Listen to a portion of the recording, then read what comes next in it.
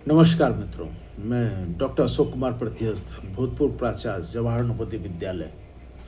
मैं आज भारत को पुनः विश्व गुरु बनाने के परिप्रेक्ष्य में अपना विचार व्यक्त करने जा रहा हूँ। मैं यह भी जानता हूँ कि जो भी विचार मेरे द्वारा व्यक्त किया जा रहा है वो मेरा निजी है और ये इतना आसान भी नहीं है, लेकिन असंभव भी नहीं है, मैं ये कह सकता हूँ। हाँ, लेकिन ये सब कुछ मूलभूत चीज़ों पे हम यदि बारीकी से ध्यान दे दें, तो हो सकता है कि ये पुनः विश्व गुरु के रूप में पुनः स्थापित हो जाए और भारत फिर सोने की चिड़िया के रूप में कहलाने लगे। इस परिप्रेक्ष्य में मैं पहला पॉइंट तो ये देना चाहूँगा कि जो कम से कम 1 साल के लिए भारत में मिलिट्री शासन की आवश्यकता है। मिलिट्री शासन होने के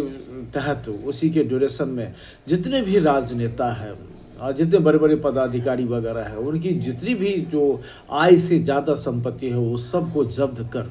और भारतीय के राष्ट्रीय कोष में जमा कर देने की ज़रूरत है। वो चाहे अचल संपत्ति हो, विदेशों में संपत्ति हो, उस पे कठोर एकदम सख्त से सख्त नियम उस पे लागू कर और सारे जितना भी संपत्ति है उसको जब्त करने की आवश्यकता होगी। तो मुझे विश्वास है कि भारी तादाद में जो लूटा गया धन है भ्रष्टाचार के सापेक्ष, उस सब का एकत्रित हो जाएगा और काफ़ी राहत मिलेगी, काफ़ी बड़ा फंड एक भारत के पास में इकट्ठा हो सकता है। और ये तभी संभव होगा जब भारत में एक मिलिट्री शासन होगी और राजनेताओं के से शुरू करना होगा। उसके बाद में जितने भी कर्मचारी वगैरह हैं, अच्छे ऊँचे पद पे हैं चाहे छोटे पद पे हैं, जिनका आय से ज़्यादा आमदनी इकट्ठा है, उन सब के ऊपर में मतलब इस तरीके से उस पे छानबीन हो और उस सारा पैसा उसका जब्त हो, तभी जाके संभव हो सकता है कि जो भ्रष्टाचार भी उस तरीके से मतलब दूर होगी। और दूसरी बात है कि लोग डरेंगे भी 2 नंबर काम करने से, तो ये बहुत ही आवश्यक है। दूसरा कि जो इसमें जितने भी भारत में जो नवयुवक है जितना भी हो, उसको चाहे लड़की हो चाहे लड़का हो, सबको इज़राइल के तरीके से 2 साल की ट्रेनिंग, मिलिट्री ट्रेनिंग करना बहुत आवश्यक है, दे देना बहुत आवश्यक है। कारण यह है कि उससे देशभक्ति की भावना उसमें जागृत होगी, दूसरा कॉन्फिडेंस लेवल बढ़ेगा और तीसरा ये है कि जो वो मतलब हर एक काम में करने में दक्ष रहेंगे, उसकी डिसिप्लिन भी लाइफ होगी और सबसे देशभक्ति की भावना ज़बरदस्त उसके अंदर आएगी। तो आवश्यकता है कि 2 साल की ट्रेनिंग हो जाना, जिससे कि वो बहुत ही मतलब वो जितनी भी बुराइयाँ जो मतलब नज़र आ रही हैं, वो सबसे कम से कम दूर होके और एक बेहतर अनुशासित जीवन व्यतीत करने का, अपना कर्तव्य का बोध करना, दूसरे राष्ट्रभक्ति की भावना बढ़ना, तो इस सब की बातें आ सकती हैं। इसके पश्चात मैं चाहूँगा कि शिक्षा प्रणाली जैसा कि हम लोग जानते हैं कि पूर्व में भारत विश्व गुरु कहलाता था, गुरुकुल आश्रम यहाँ का बहुत ही प्रसिद्ध रहा, तो क्यों नहीं इसको पुनः स्थापित किया जाए, जहाँ पूरे भारतवर्ष में गुरुकुल प्रणाली को फिर से स्थापित किया जाए और सभी बच्चों के लिए, चाहे लड़कियाँ हो या लड़की हो, सबको लड़का लड़की सबके लिए मतलब शिक्षा अनिवार्य हो और सब एक साथ शिक्षा ग्रहण करें और बेहतर शिक्षा वो सरकार के द्वारा प्रदत्त हो और बेहतर हो और बढ़िया से उसको हो, जिसमें नैतिक मूल्य का विकास हो और उसमें कॉन्फिडेंस डेवलप हो और उसको ज्ञान अर्जन करें और ज्ञान अर्जन करने के पश्चात वो जहाँ जिसको जिस प्रवृत्ति में जिसमें मन लगता है, वो अपना उसी को स्किल्स को डेवलप करके उसमें अपना स्थान बनावे, तो हमको लगता है कि एक बहुत बड़ी समस्या का अंत होगा और बेहतर होगा। समान शिक्षा प्रणाली सबके लिए लागू हो जाएगा और काफ़ी अच्छा होगा और साथ ही जो भारतीय मूल्य है, भारतीय संस्कृति है, भारत की जो पहचान है, इन सब के बारे में उनकी शिक्षाएँ बहुत बेहतर तरीके से दी जा सकती है और बेहतर करवाया जा सकता है। नेक्स्ट पॉइंट ये है कि आरक्षण जो आज की है उसको तो पूर्ण रूप से ख़त्म कर देने की आवश्यकता है। हमें याद है कि जो प्रारंभ में जो यदि आरक्षण रखा भी गया तो मात्र 10 साल के लिए, यानी कि 1950 में लागू हुआ तो 60 तक के लिए था। बाद में राजनेता लोग इसका हाईजैक करके और इसको भुनाने लगे और अपने स्वार्थ के लिए उसको पूरा करने लगे। परिणाम ये हुआ कि आरक्षण की आड़ में मतलब उसकी फ़ायदा मात्र 1% लोगों को मिलता है, बाकी 99% लोग आज भी वंचित हैं और 1% तो लोगों के पास में अथाह असीम संपत्ति इकट्ठा कर लिया है, जिनको आवश्यकता नहीं है और निरंतर वही लोग फ़ायदा लेने जा रहे हैं, जो बहुत ही दुखद और दुर्भाग्यपूर्ण है। उसको तत्काल बंद करके और सभी भारत के जितने भी हिंदू हैं, जितने भी नागरिक है, सब लोग एक साथ सब लोगों के ऊपर में एक जैसा हो, जो आर्थिक आधार ही एक हो सकता है। आर्थिक आधार पे मतलब आरक्षण की व्यवस्था हो, या वो भी जो